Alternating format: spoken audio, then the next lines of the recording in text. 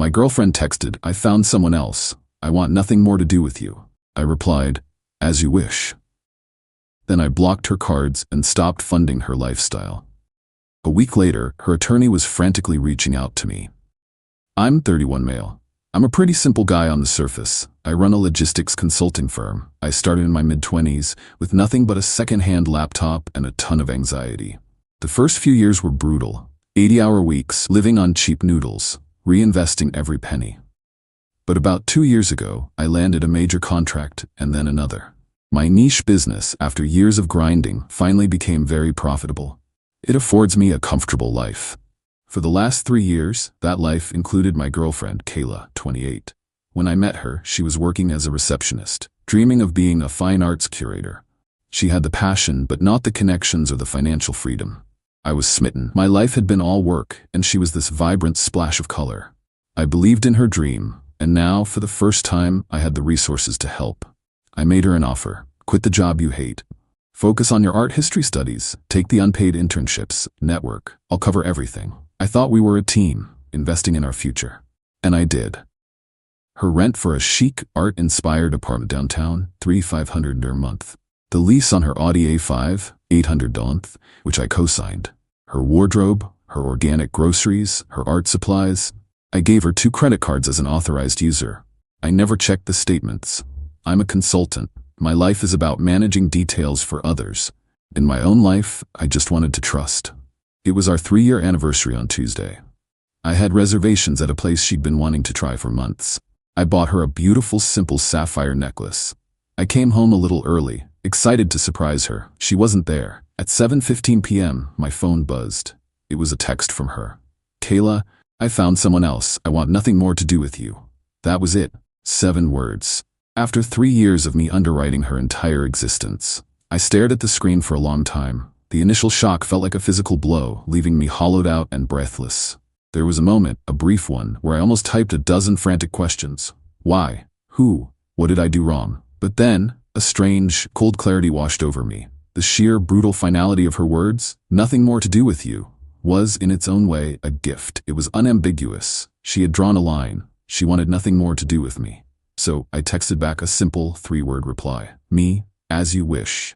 Then I put my phone on silent. I opened my laptop and the methodical part of my brain took over. It was like switching from being a partner to being a consultant. The problem, a terminated, non-binding personal arrangement. The solution, dissolve all associated financial ties. Credit cards, logged into my banking portal. Removed Kayla as an authorized user from both cards. The system confirmed the deactivation was immediate.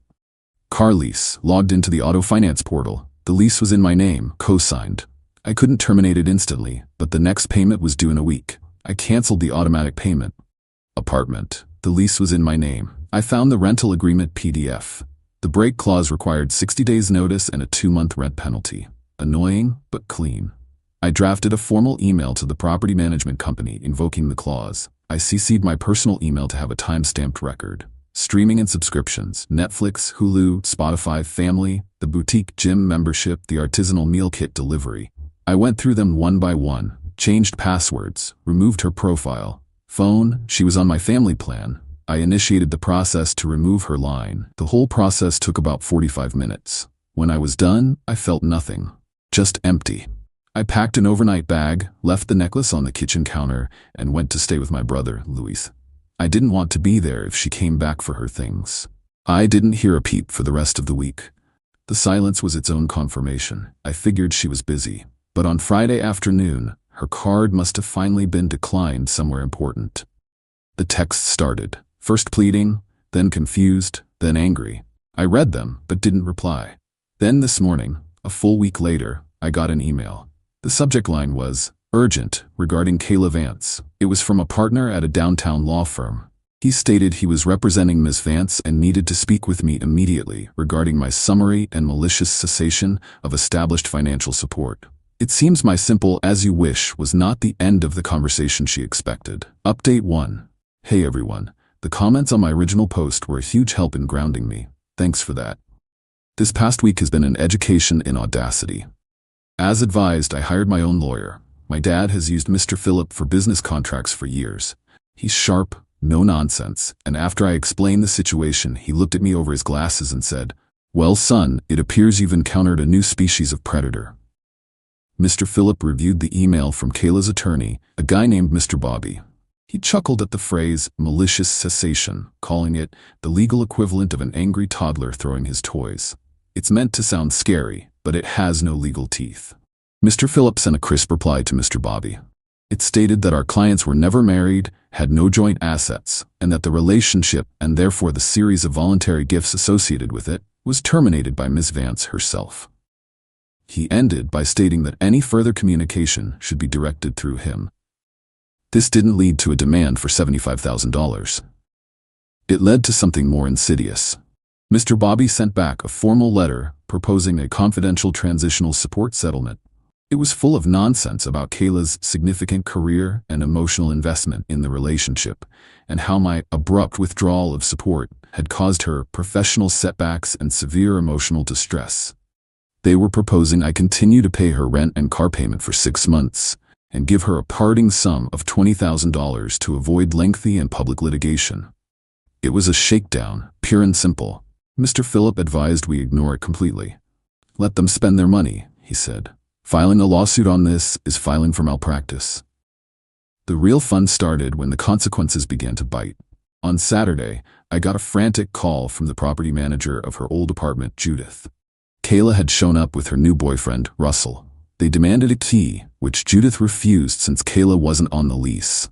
Kayla apparently caused a scene, yelling about her life's work being trapped inside.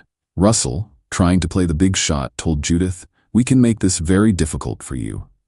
Judith, a woman who has seen it all, just pointed at the "no trespassing" sign and suggested he read it. Then came the text directly to me, ignoring the lawyers. "You can't just throw me out. My internship portfolio is in there. You know I have a review next week.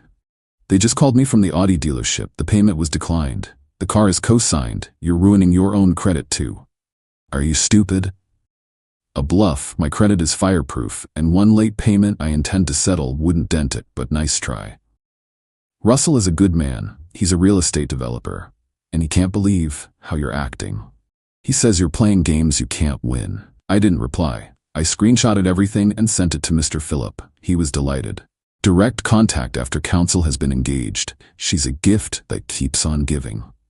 The dirtiest trick came yesterday. A mutual acquaintance sent me a screenshot of Kayla's private Instagram story. It was a teary-eyed selfie. The caption read, "Finally escaping a financially abusive and controlling relationship. The road ahead is terrifying, but I'm so grateful for those showing me what real support looks like. Survivor." She was painting me as an abuser for no longer paying for her life after she dumped me for another man. Mr. Phillip is now drafting a cease and desist letter regarding slander. We've arranged for her to get her stuff. I have to pay 2 neutral movers to be there, and her lawyer has to be present. This time, I'm making sure there's a clear inventory list.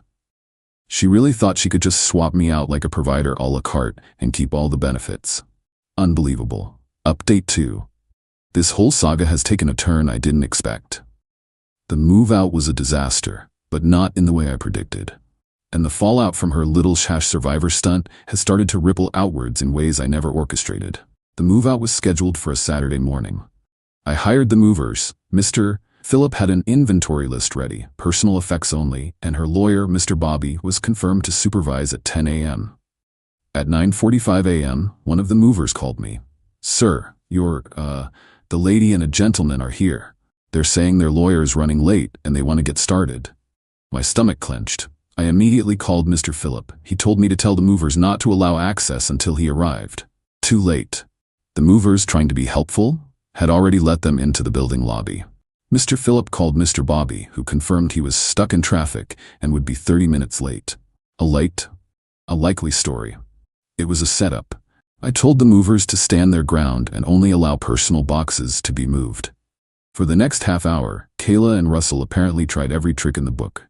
They tried to bully the movers, telling them they were part of the crew Russell had hired. Then Kayla tried to cry, saying the movers were intimidating her. The flashpoint was the furniture.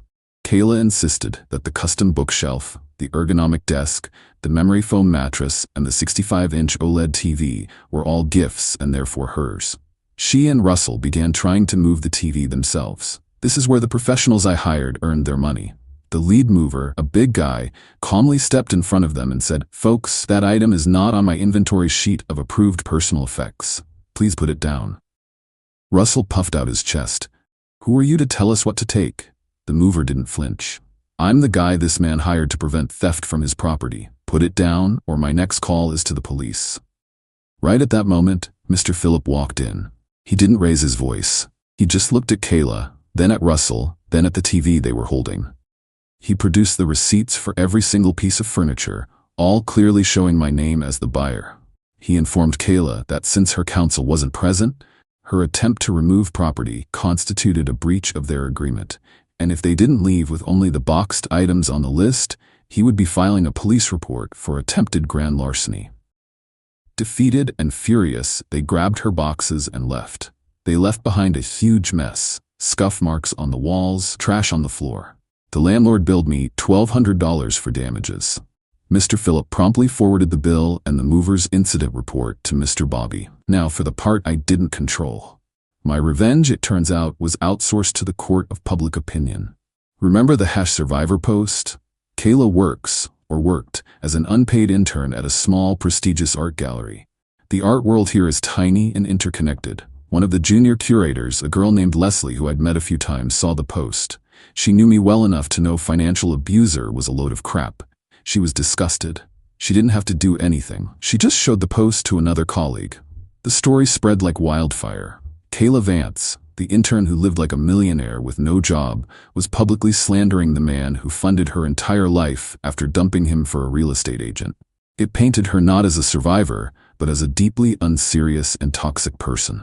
The gallery director, a woman who values reputation above all, quietly told Kayla last week that her internship was not a good fit going forward.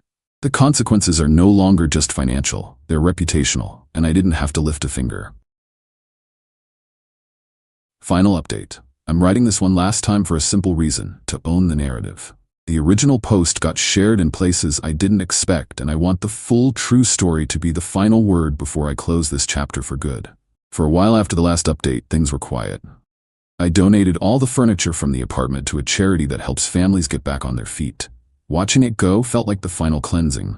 I paid the lease break penalty, settled the last utility bills, and felt the last ties dissolve. Life became quiet.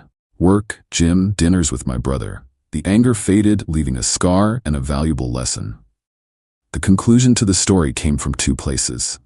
The first was from my lawyer, Mr. Phillip. Kayla's lawyer, Mr. Bobby, after receiving the bill for damages and the incident report, sent one final blustering letter.